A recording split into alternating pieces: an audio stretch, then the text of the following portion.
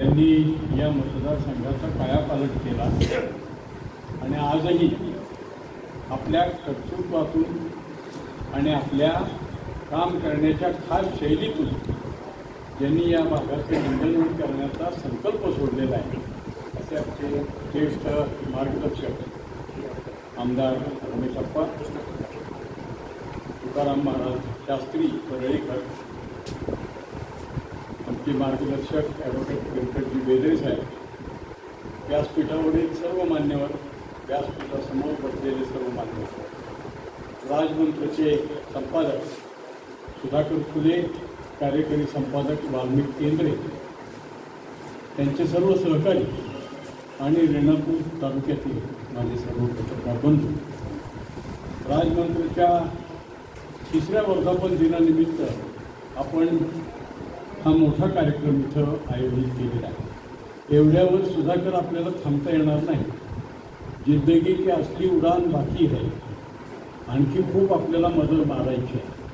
तुम्ही जनसुरक्षा कायद्याचा उल्लेख केला आहे गायकवाड साहेबांनी, तो लागू झालेला आहे। लागू काय म्हणजे मागं घ्या असं नाही, तो लागू झालेला आहे ऑलरेडी। हां, मागं घ्यायचा असं म्हणा, तुम्ही होऊ देऊ नका असं म्हणू नका, झालेलं आहे। तेव्हा नाही ते त्याची चर्चा करायचं हे व्यासपीठ नाही। आपण राजमंत्रीचं कौतुक करूया। ग्रामीण भागात पत्रकारिता करणारे आमचे खंबीर लोक, खरं म्हणजे हे फार मोठं सतीचं वाण आहे। शहरी भागातही पत्रकारांना वर्तमानपत्र चालवताना अनेक अडचणी येतात, अनेक संघर्षाला तोंड द्यावं लागतं, नोकरशाहीला तोंड द्यावं लागतं आणि राजकारणातल्या लोकांची सुद्धा आव्हानं स्वीकारावी लागतात।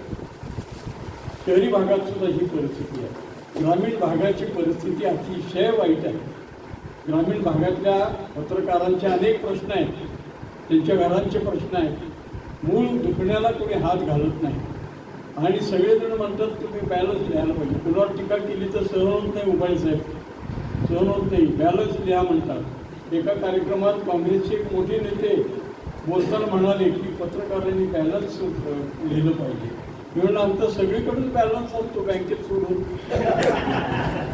त्यामुळं ग्रामीण भागातले जे म्हणजे खरं म्हणजे म्हणजे सैनिक नावापासून जसा सैन्य शब्द आला आहे तसा दैनिक नावापासून दैन्य आला आहे की काय याचा विचार करण्याची वेळ आली। ही जे सतीचं वाण ग्रामीण भागात वर्तमानपत्र चालवण्याचं आहे, ग्रामीण भागातल्या लोकांच्या आज बघा, मला आत्ता त्या औसा तालुक्यातल्या वांगीतून एक फोन आला।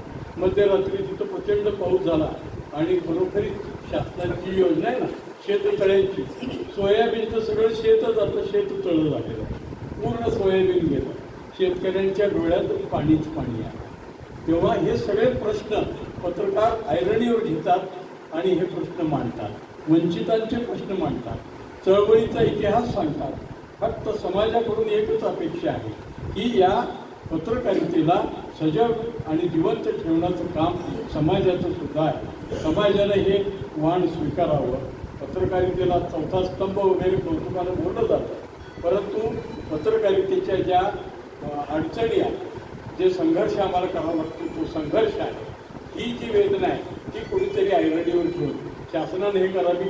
आता रमेश अप्पा सत्ताधारी पक्षात आहेत, मी त्यांना एवढंच सांगतो की पत्रकारांचे सन्मान योजना जी आहे अप्पा, ती पेन्शन योजना म्हणतो आपण त्याला पत्रकारांना देत असल्यामुळे त्याला पेन्शन म्हणत नाही, सन्मान म्हणतात। सन्मान योजना जी आहे त्याच्या अटी अत्यंत जाचक आणि अत्यंत अवघड क्लिष्ट आहे। एकही ग्रामीण भागातला पत्रकार या योजनेत बसत नाही। त्यामुळं सरकारच्या या योजनेचा, सन्मान योजनेचा पत्रकारांना काहीही फायदा होत नाही। इतक्या जुळणी अटी, जाचक अटी शहरी भागातले लोक सुद्धा पूर्ण करू शकत नाही।